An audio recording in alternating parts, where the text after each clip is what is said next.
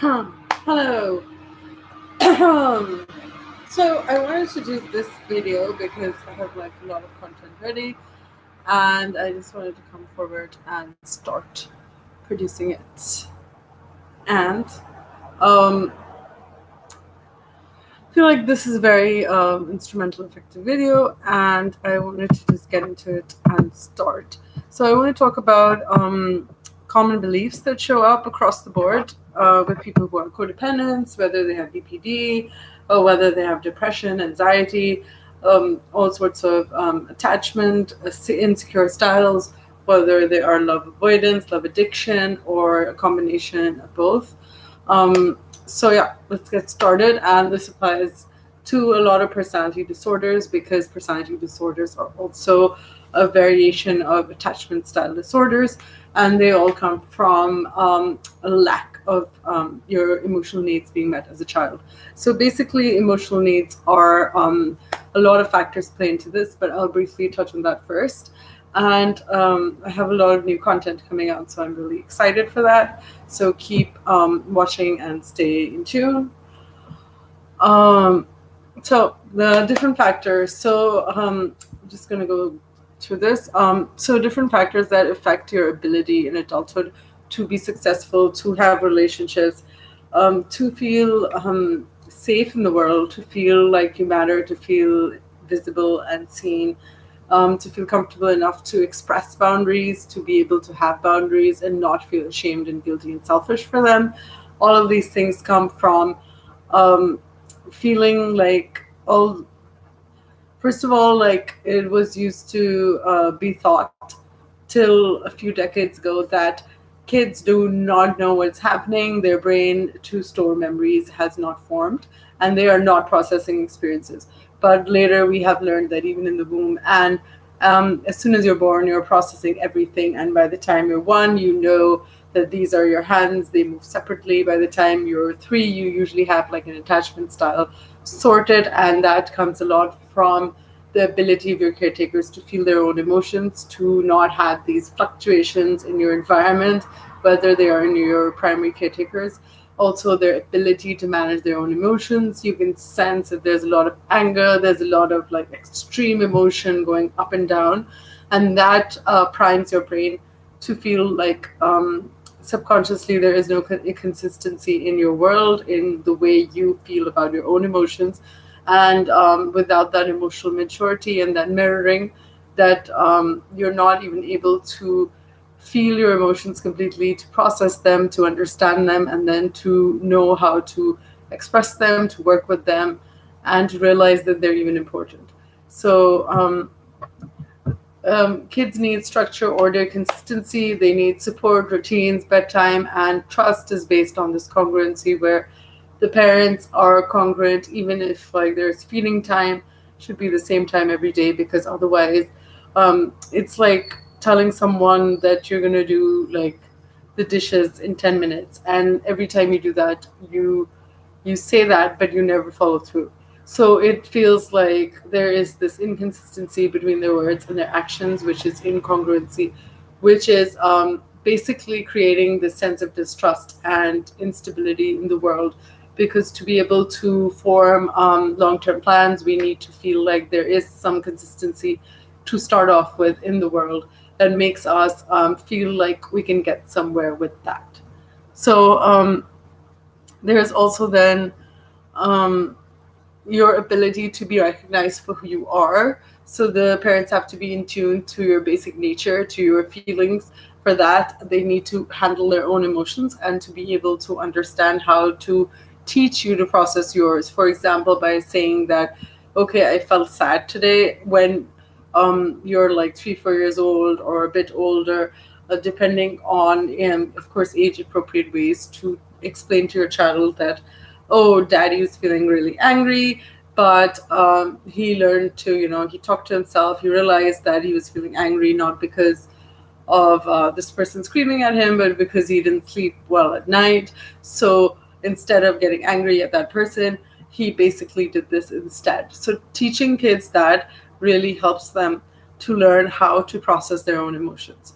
So they need to know that they're valued for who they are uniquely. So when we caretakers confuse their own preferences, their own messages, um, the way they condition kids, which is classical conditioning, which is telling them this is wrong, this is bad, um, naturally makes you feel like scared that you lose their support, that you've done something wrong. But then when they confuse their preferences with moral correctness, then that becomes merged with the fact that you're doing something bad versus that you yourself are bad. So that makes the child confused with regards to their own identity, which comes into the process of learning. So instead of negative reinforcement, which is telling the kid that you're bad or what you're doing is bad, if you're able to realize more positive ways, if you read enough literature, if you mostly you have to like really put yourself out there to learn these things, because our society does not teach them to us. So if you know how to create solutions that are positive and give your child that kind of alternatives and choices, and ask them what they want after, like, of course, a certain age, like 3 4 years, when they can actually speak, give them easy choices, and then realize what their interests are and try to cultivate those and treat them according to their preferences, personality preferences, also their temperament. Like the way you treat some child that is very hyperactive is very different from the way you treat a child who is empathetic. And then obviously a mixture, if the child has both, then you kind of have to learn when and how to proceed, which requires a lot of learning, intelligence, maturity, but also like with this age that we're actually coming to be aware of our emotions, to read and to process all of this in different ways with different people, with literature, all of that. So um, unless kids are nurtured in that way, that their preferences matter, that they learn that they get essential respect. In a lot of cultures, people are treated as second class citizens. I mean, people, as in kids, are treated as second class citizens because they are, like looked down upon because they're not a certain age. Their emotions or their excitement is treated as annoying, and that can teach them to repress their excitement, to repress their anger, but then not be able to process or express it, which creates depression, because mental illness basically is your inability to process your emotions, and also because your brain wants to avoid painful experiences. So it equates difficult emotions with painful experiences, and because you don't have the basic framework, the tools to deal with them, you never learn to move beyond that or to go through them to get somewhere. And you can just try avoiding them or become very volatile as a result. So emotional states of the caregivers matter, their stability matters. Kids can sense, even infants can sense fluctuations in energy, and their brain is forming subconscious patterns when they repeatedly hear, see, or feel strong anger, strong sadness, strong if friction within the parental dynamic, if the mom and dad are fighting a lot, if there's just chaos in the environment outside, whether in their home or whether like they're in an area where there's a lot of noise, and everything just seems like out of control, very random, spontaneous, but not in a way that creates that sense of stability within them. But it's everything is just like random and frantic and chaotic. So that also creates all of these. So when the child is growing, you need to give them positive reassurances, and of course, just realize, see them for what they're doing, not just pretend to listen to them, but actually listen to them for complete attention. Of course, you can't do that all the time, but you can basically give them that attention a lot of the time. So, or you can like go between giving them attention and giving them complete attention when you're not completely occupied. You need to give them quality, undivided attention time, as you need to do with your adult relationships as you grow on, as you grow up, and needing to learn how important that is. So, okay, so moving on to the common themes, beliefs, messages. So certain themes that I've identified are, and there are 23 of these. So everyone leaves in the end. Um, and this can relate to your relationships because you feel inherently defective, flawed, bad. So you feel inherent shame in yourself. But also because this applies to everything across the board. So unfortunately, your self-esteem and then basically your parents' self-esteem, if they don't have very high self-esteem, they cannot teach you discipline, they cannot teach you confidence in a way that is actually real. They can try, but there will be gaps, there will be inconsistencies that children do pick up on. So the second thing is, nothing is permanent at all, whether places, people, or circumstances. Everything keeps changing, and for a lot of kids that are in adoption homes, just being thrown around in the foster care system, or their parents come from military families, or they move a lot, they can have this feeling that nothing is permanent. Also, having a chaotic environment outside can make you feel that way. That like you cannot control anything because your caretakers cannot control their time, their decisions, their food schedule, their emotions, everything. So everything feels like just coming at you, and you're just trying to, you just become like avoidant. Your life becomes centered around avoiding pain, just danger, inconsistencies versus going towards growth, expansion, learning, all these things. So the third thing is, I cannot depend on anything to be there in the near future. So trying to build a future career sense of self is futile. um, so this is just what I talked about. The fourth thing is, I like constant change and I'm used to it, but it's my comfort zone while making me uncomfortable. So because we do, human beings have a need. As kids, we want variety, but we also want stability. So while we like change in a way, but our brain cannot handle too much change. So along with acceptance, respect, um, growth, safety, love, and connection, we want variety and certainty to be there. And if that is challenged, it just kind of, there has to be a balance between those two, with more structure and consistency, but also importance given to variety and growth and expansion. Um, so I like to speak really fast, so you can just slow down this video if you want to watch it in a slower version.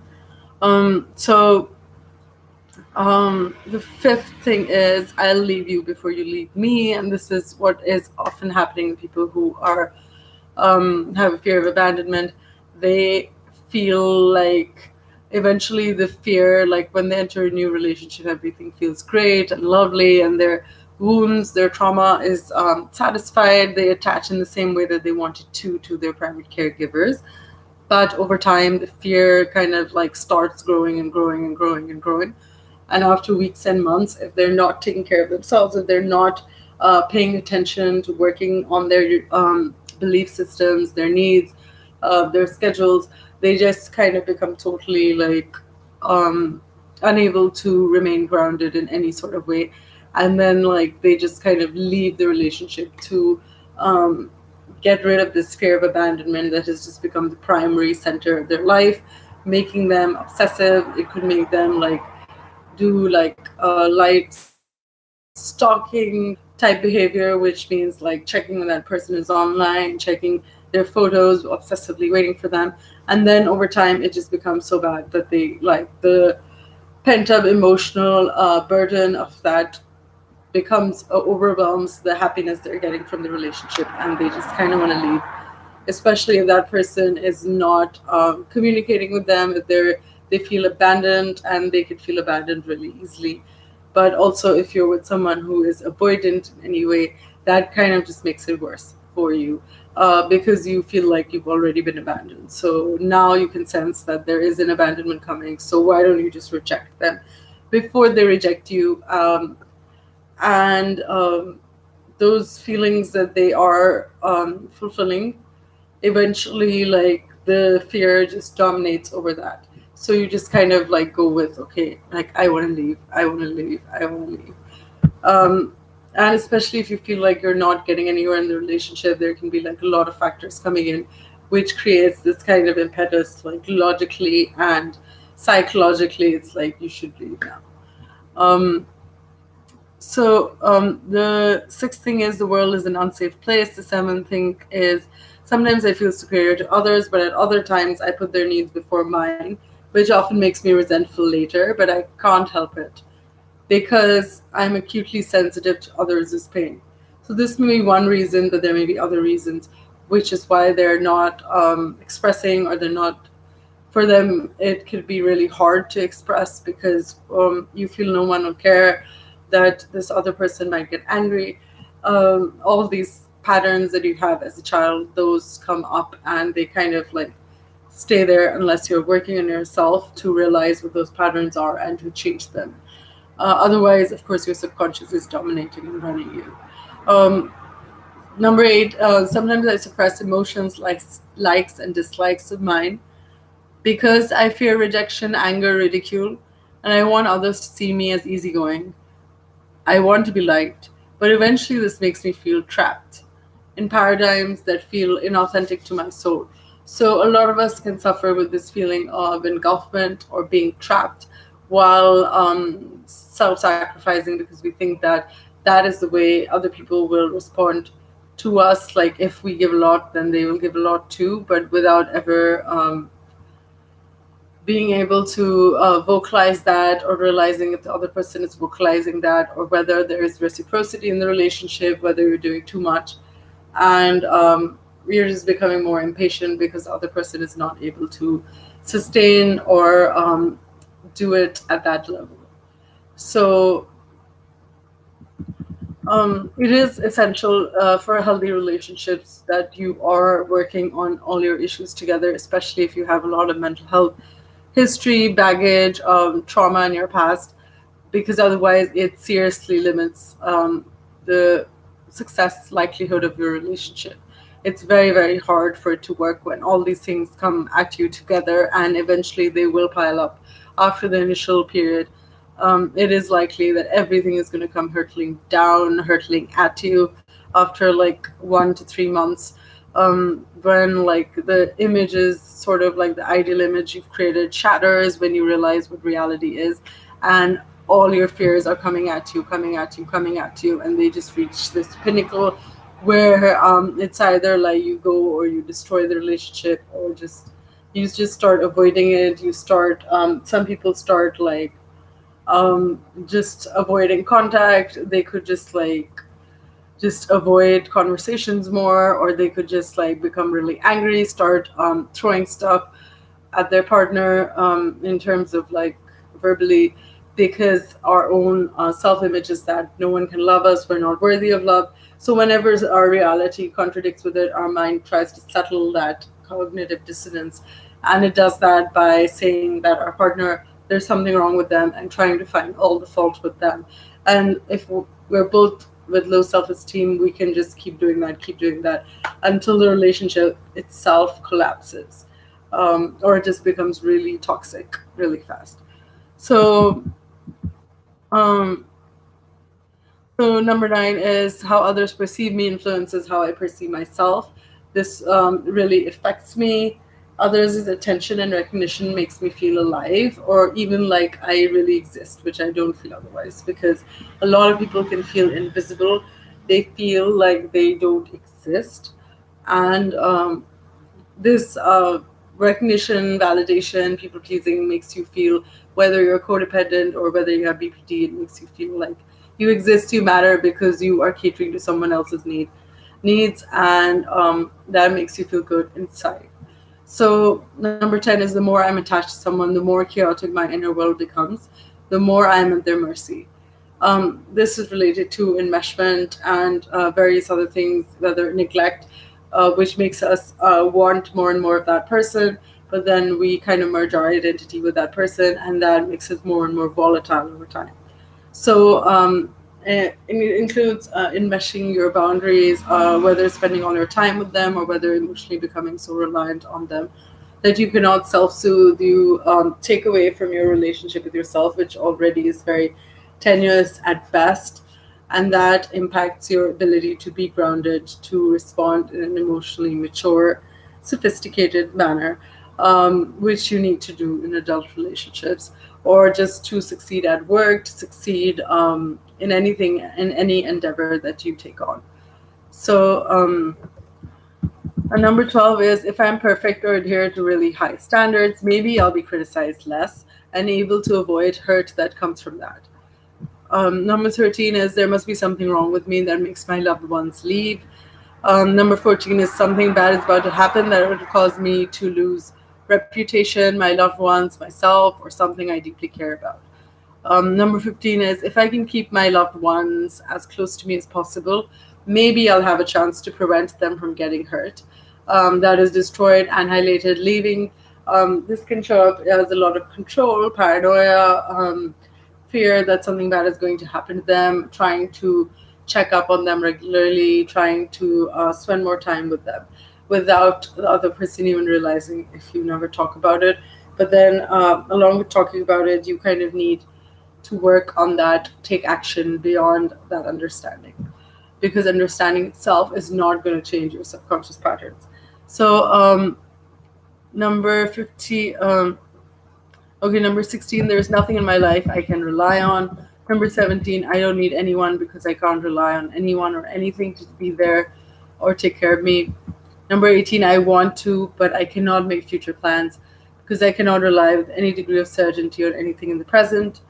There is no reasonable degree of safety or certainty in my life. Number 19, I want my partner to meet my unmet emotional needs, to be heard, seen, to matter, be cared for, but they all inevitably fail and disappoint me.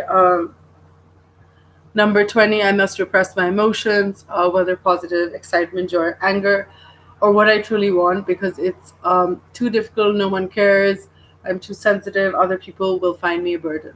But the longer I repress, eventually the more pressure I explode with. Number 21, I can't trust others and they will emotionally, physically abandon or betray me. Number 22, I cannot take care of my own needs. I'm fundamentally flawed, not capable, I need someone else to rescue me. So this is also how codependents think, and this is why they're dependent on other people to make them feel good. Their emotional state is dependent on someone else's. Their identity, just people pleasing, all these things tie in with that. Number 23, I don't have the self control or self discipline to succeed. Eventually, I expect things to turn out badly for myself. So you could see how these contradicting beliefs can create so much confusion, tension, friction, angst, tension um, within yourself. I already said tension. Create a lot of like disturbances within ourselves because these conflicting beliefs are coming up, and our reality, like we want something else, but our conscious mind does not really care, and eventually it triumphs over all these things, and it creates a lot of like difficult patterns that make it difficult to have that sustainable, stable life dynamics with your kids, dynamics with neighbors, colleagues, friends, family, you name it. It's just like affecting everything. So it is really important. You could see why. So I'm just going to end it here. And I'm Satori Sensei, and I create cosmic flow that flings open the doors of your perception. And I have a new logo on my channel, so check that out. And I will be back with more. Ta-ta. Bye-bye.